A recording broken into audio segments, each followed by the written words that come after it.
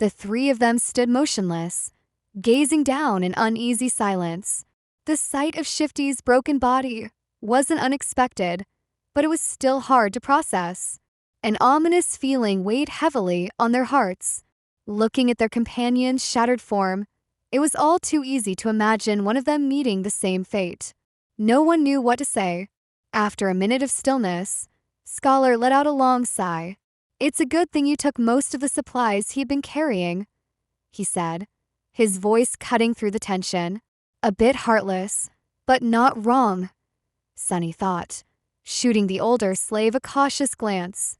Scholar's face quickly tightened as he realized his facade of kindness had slipped, and he quickly added, his tone somber, "May he rest in peace, my friend."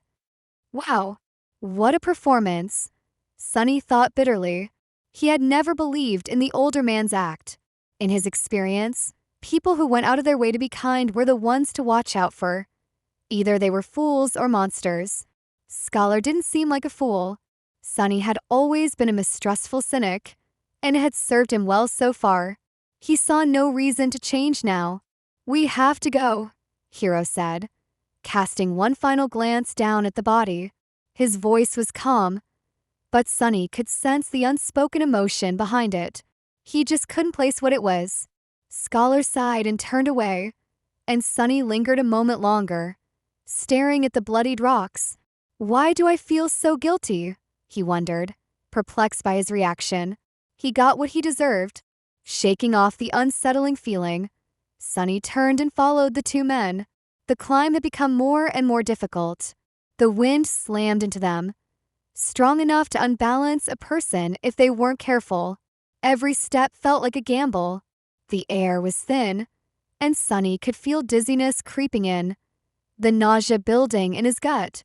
It was as if they were all suffocating, slowly. Altitude sickness wasn't something you could fight with willpower. It was subtle, creeping, and relentless, affecting everyone equally. Strong or weak, fit or unfit. Even the most elite athlete could succumb to it faster than an average person if the circumstances were right. If you were lucky, you might only feel mild symptoms. Others, though, were bettered in for days, or even weeks, suffering torturous side effects. Some didn't survive. As if that wasn't enough, the temperature had dropped. The warm clothes and furs they wore couldn't keep the chill at bay. Sunny felt both feverish and freezing, cursing his decisions that had led him to this mountain, this endless icy slope. This was no place for humans. And yet, they had to keep going. Several hours passed. The three survivors trudged forward, slowly but steadily, moving higher and higher. Scholar had promised that the old path wasn't far, and Sunny clung to that hope. But doubts crept in. Maybe the path didn't even exist anymore. Maybe Scholar had lied. Maybe it had been destroyed long ago, and they'd already missed it without even realizing. Just as despair started to settle in, they found it. The path was narrow and weathered, barely wide enough for two to walk side by side. It wasn't paved, but rather carved out from the black rock, winding like the tail of a sleeping dragon. Parts of it were hidden beneath the snow, but most importantly, it was flat. Sunny had never been so happy to see a flat surface in his life. Without a word, Scholar dropped his rucksack and sat down, pale and gasping for breath like a fish out of water. Despite that, a grin tugged at his lips. "Told you," he muttered. Hero gave him a brief nod, scanning their surroundings. A few seconds later, he turned to the older slave. "Stand up. It's not time to rest yet." Scholar blinked a few times, his expression pleading.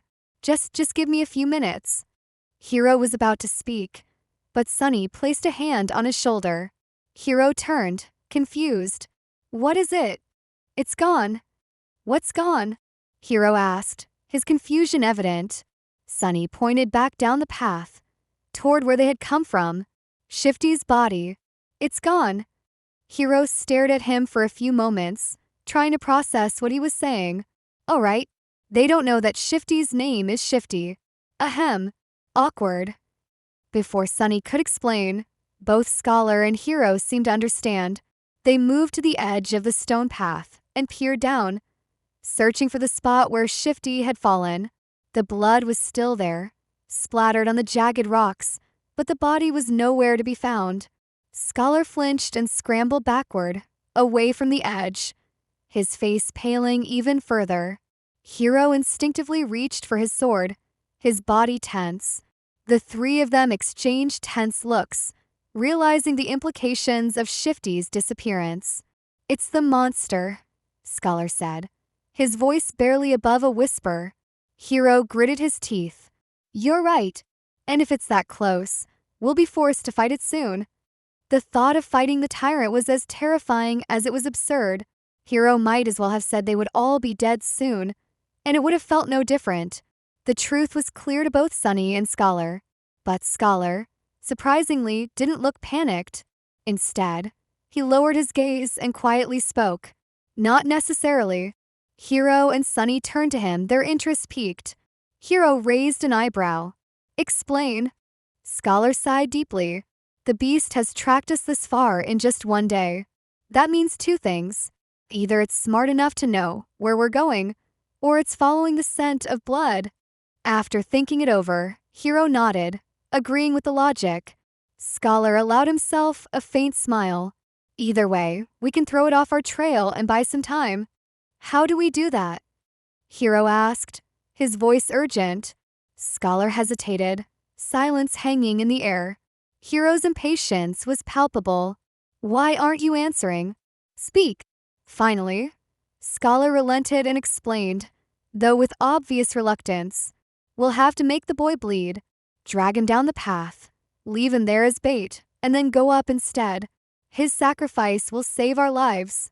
Sunny's stomach turned, a mix of disgust and fear surging through him. Right on time, he thought, his earlier suspicions confirmed.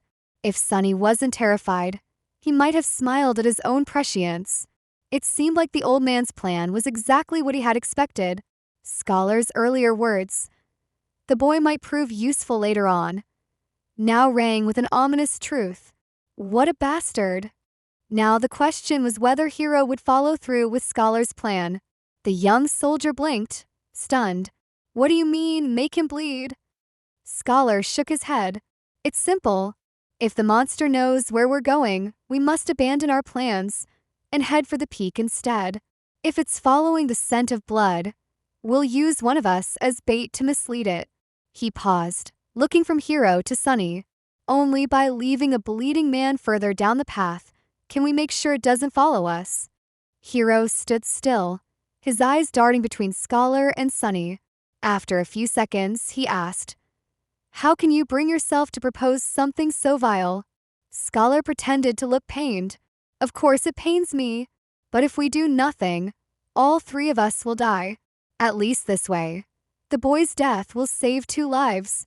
The gods will reward him for his sacrifice." Gee, what a silver tongue. I'm almost convinced myself, Sunny thought bitterly.